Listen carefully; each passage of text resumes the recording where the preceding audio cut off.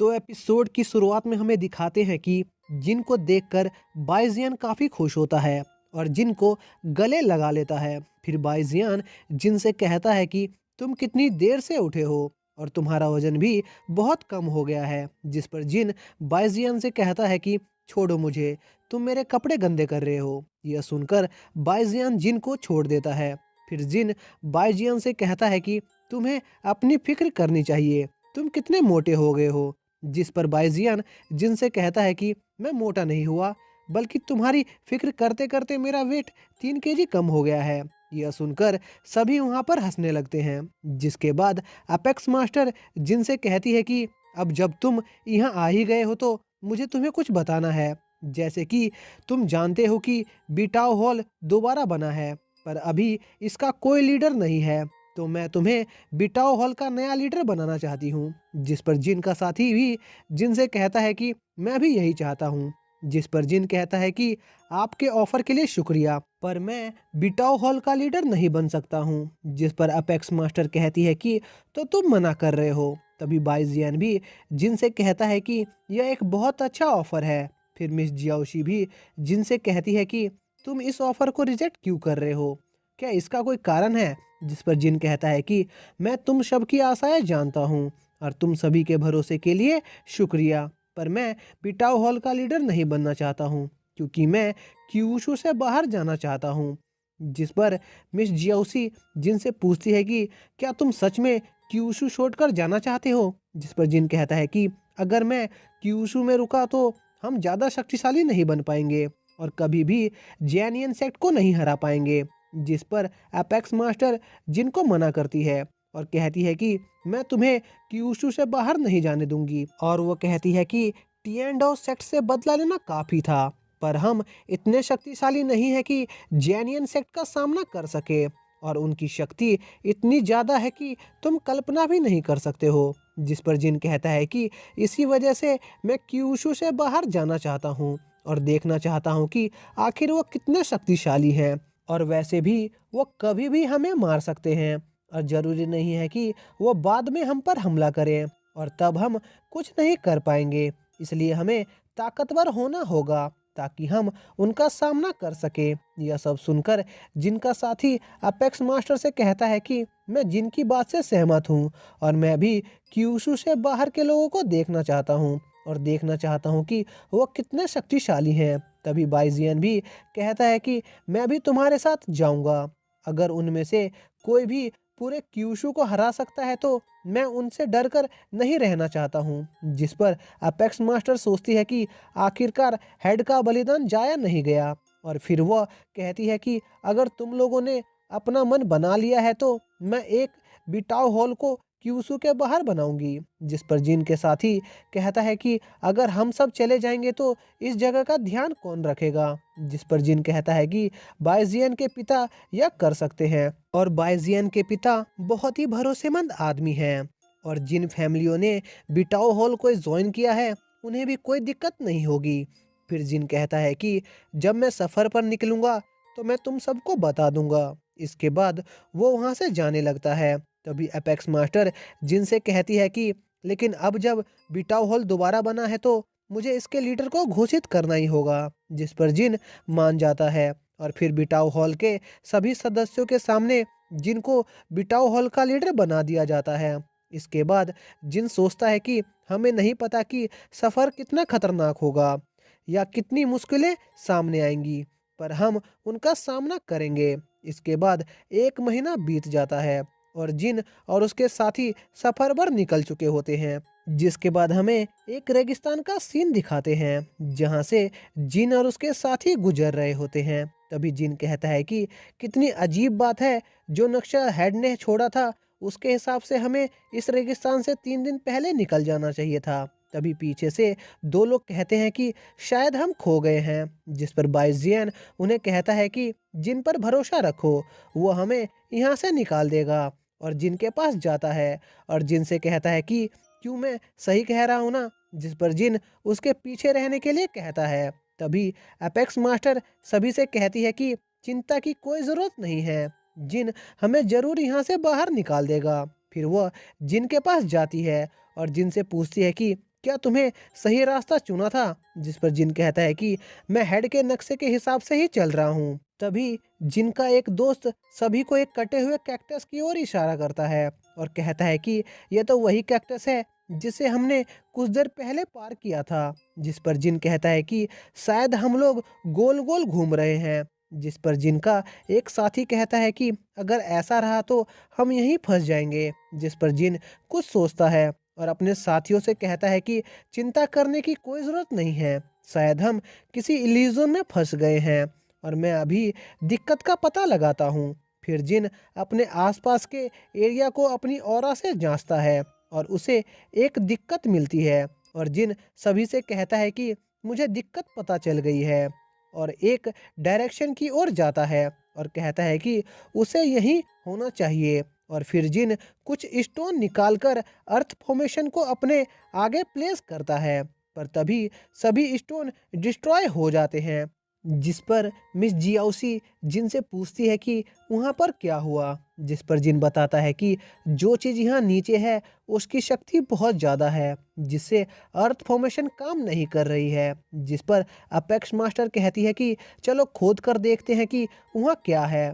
तभी जिनके सर में मौजूद स्क्रोल में हरकत होने लगती है जिससे जिनके सर में दर्द होने लगता है। तभी बाइजियन कहता है कि शायद जमीन हिल रही है और तभी वो जमीन ऊपर की ओर उठने लगती है जिससे वो सभी उसके ऊपर से कूद जाते हैं और वो लोग देखते हैं कि वहाँ पर एक बहुत ही बड़ा गेट निकलता है जिसे देखकर वो सभी शॉक हो जाते हैं। जिसके बाद जिनके कुछ साथी कहते हैं कि क्या ये गेट मैजिकल केव की ओर जाता है। तभी जिनका स्क्रोल उस गेट की ओर रिएक्ट करने लगता है जिस पर जिन सोचता है कि जरूर इस गेट के पीछे कुछ खास चीज छिपी है और गेट को देखकर बाइजियन घबरा जाता है और कहता है कि हमें यहाँ से निकलना चाहिए और वहाँ से भागने लगता है। जिस पर जिन उसे वापस बुलाता है और कहता है कि शायद इस गेट के पीछे कोई खजाना भी छुपा हो सकता है और अब जब ये खुला है तो हमें इसके अंदर चलना चाहिए। जिस पर बाइजियन नहीं मान रहा होता है। जिस पर जिन कहता है कि मैंने पहले ही इस गेट को अपने ऑरा से चेक कर लिया है और अंदर कोई जिंदा जीव नहीं है। जिस पर बाइजियन उनके साथ अंदर जाने को मान जाता है। तभी अपेक्स मास्टर कहती है कि वो भी उनके साथ चलेगी ताकि कोई खतरा हो तो वो उनकी मदद कर सके। जिस पर जिन और उसके साथी गेट की ओर जाने लगते हैं। तभी बाइजियन जिनसे पूछता है कि हम इस गेट को खोलेंगे कैसे, लेकिन जैसे ही वो गेट की ओर बढ़ते हैं गेट अपने आप ही खुल जाता है और आगे की ओर एक गुफा जमीन के अंदर जाती हुई नजर आती है और वो सब उस गुफा की ओर बढ़ते हैं। उस गुफा में काफी अंधेरा होता है और वो गुफा काफी ठंडी होती है। उस गुफा में एक सीढ़ी नीचे की ओर जा रही होती है जिसके किनारों पर मसाले होती हैं जिससे वो लोग आगे की तरफ चलने लगते हैं और काफी समय तक चलने के बाद भी वो कहीं नहीं पहुंचते हैं। जिस पर बाइजियन जिनसे पूछता है कि इतनी देर चलने के बाद भी हम कहीं नहीं पहुंचे। जिस पर मिस जियाउसी भी जिनसे पूछती है कि क्या हम सही जा रहे हैं और तुम अपने जियो फॉर्मेशन से पता क्यों नहीं करते। जिस पर जिन मिस जियाउसी से कहता है कि हम सही रास्ते पर हैं और वो आगे बढ़ने लग जाता है।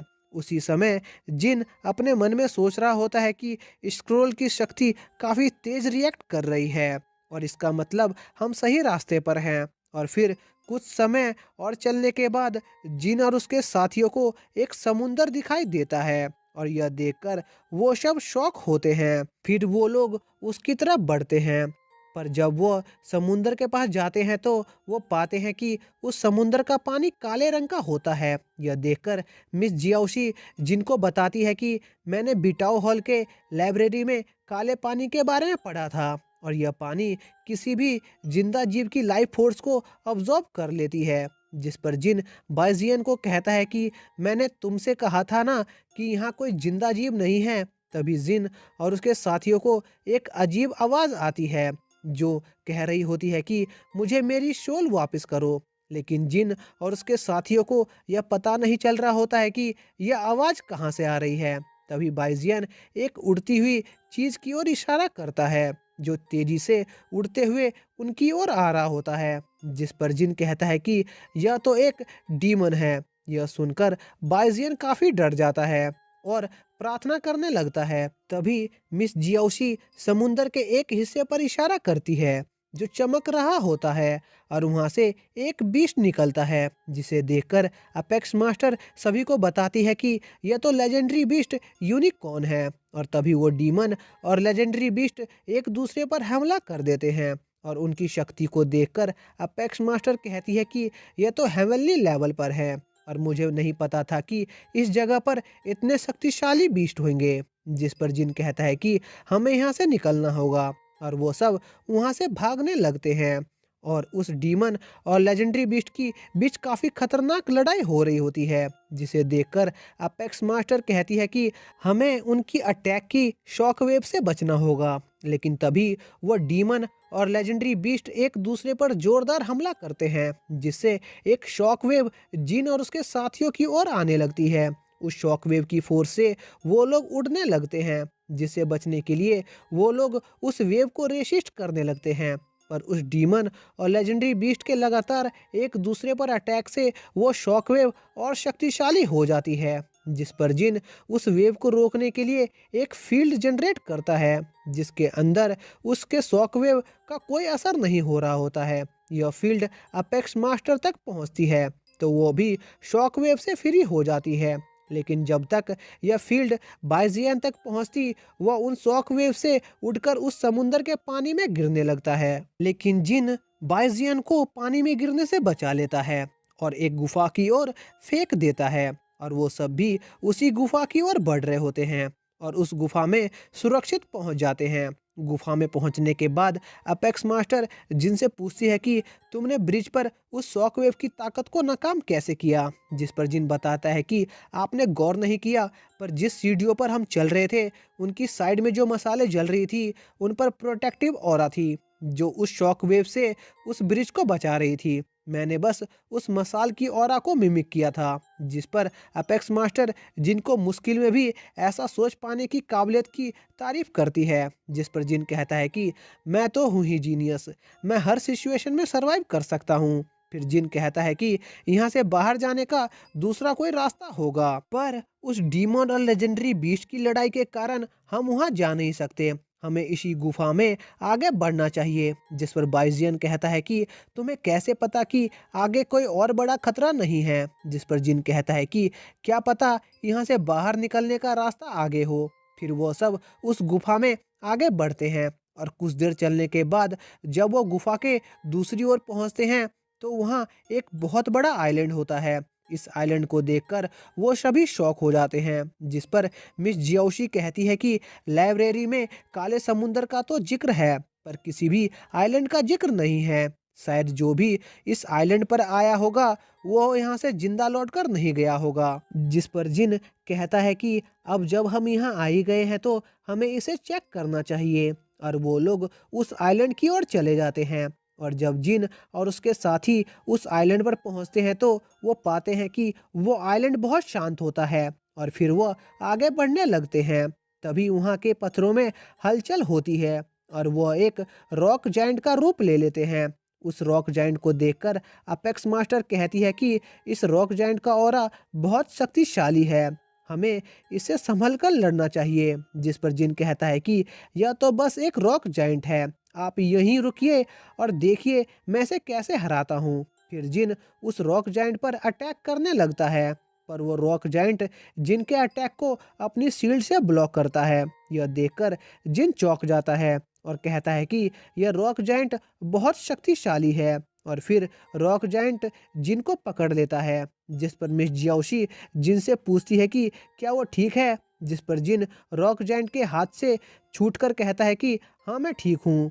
फिर वो सोचता है कि अगर मैं इस रॉक जायंट को बाहर से नहीं तोड़ सकता हूँ तो मैं इसे अंदर से तोड़ूंगा। और फिर जिन उस रॉक जायंट पर अपनी फ्लेम फिस्ट से अटैक करता है, इससे वो रॉक जायंट जलकर टूट जाता है। फिर जिन अपने साथियों से कहता है कि देखा ना कितना आसान था इसे हराना, जिस पर जिन के साथी उसे पीछे मुड़ने को कहते हैं। और फिर जिन देखता है कि वो रॉक जायंट दोबारा जिंदा हो गया है और फिर वो रॉक जाइंट जिन पर अपनी फिर से अटैक करता है, जिससे जिन अकेले ब्लॉक नहीं कर पा रहा होता है, जिस पर जिन के बाकी के सारे साथी भी उसकी मदद करते हैं, लेकिन वो सब मिलकर भी उस अटैक को नहीं रोक पा रहे होते हैं। और जिन और उसके साथियों को वो जाइंट रोक अपनी शील्ड से कुचलने वाला होता है। तभी उस जाइंट रोक को उस स्क्रोल की एनर्जी महसूस होती है और वह अपना अटैक रोक देता है और अपने आप को डिस्ट्रॉय कर लेता है। यह देखकर जिन थोड़ा शॉक होता है। फिर अपेक्स मास्टर जिन से कहती है कि अब जब हमारे पास मौका है तो हमें यहाँ से निकलना चाहिए। और वो लोग वहाँ से आगे चले जाते हैं और वो लोग उस आइलैंड पर काफ़ी देर तक घूमते हैं। उसके बाद भी उन्हें वहाँ पर कुछ नहीं मिलता है, जिसके बाद जिन कहता है कि मैंने अपनी ऑरा से इस आइलैंड को चेक किया और मुझे कोई भी जिंदा जीव महसूस नहीं हुआ। तभी जिन और उसके साथियों को एक लेडी दिखाई देती है जो वहाँ पर मेडिटेट कर रही होती है और वो सभी लोग उस लेडी को एक पत्थर के पीछे से देखने लगते हैं। तभी वो लेडी अपनी पावर से समुंदर के पानी से एक बीस्ट क्रिएट करती है और उसे देखकर जिन सोचता है कि कहीं इसने ही तो उस यूनिक्रॉन को क्रिएट तो नहीं किया था।